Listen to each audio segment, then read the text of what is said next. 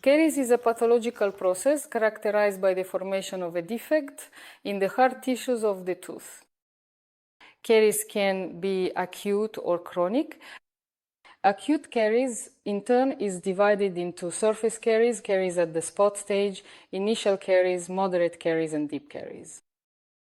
Initial caries or caries at the spot stage usually does not manifest itself in any way except for the presence of a spot on the hard tissues of the tooth.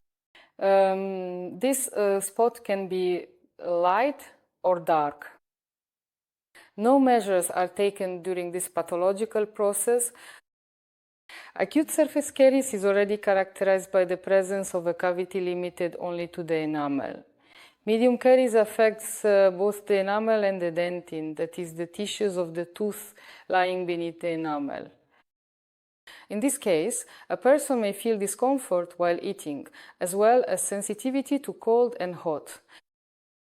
With deep caries, especially acute cases, there is significant discomfort when eating, especially sweets.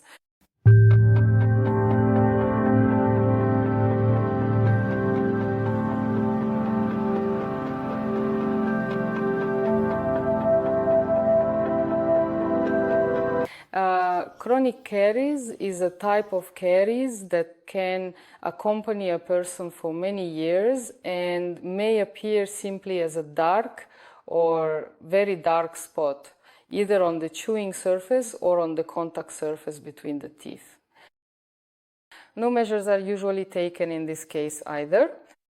If it is at the spot stage, it can remain at this stage for a lifetime with good oral hygiene.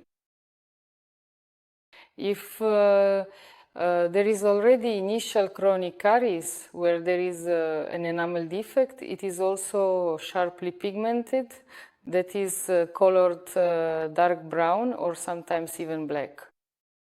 The person does not feel any discomfort, and intervention is not always necessary. Moderate chronic caries already has some clinical manifestations, such as a reaction to sweets most often, and food can also get stuck, especially if it is on the contact surface between two teeth.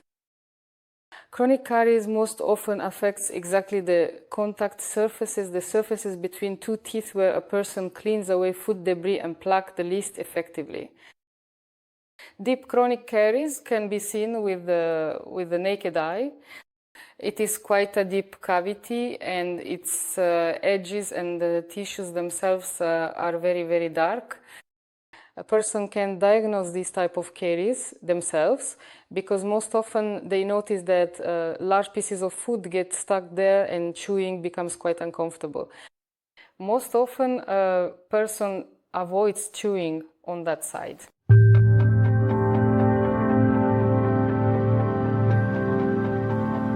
Caries is also classified according to the surfaces on which it forms. There is caries of the chewing surface, meaning the surface of the tooth where all the fissures and cusps are located. A fissure is a groove that we can see in the middle of the tooth, which makes up the geography of the tooth. It can also occur on the contact surface, that is the surface between two teeth, affecting both one tooth and its neighboring tooth. Among people, it is also known as kissing caries.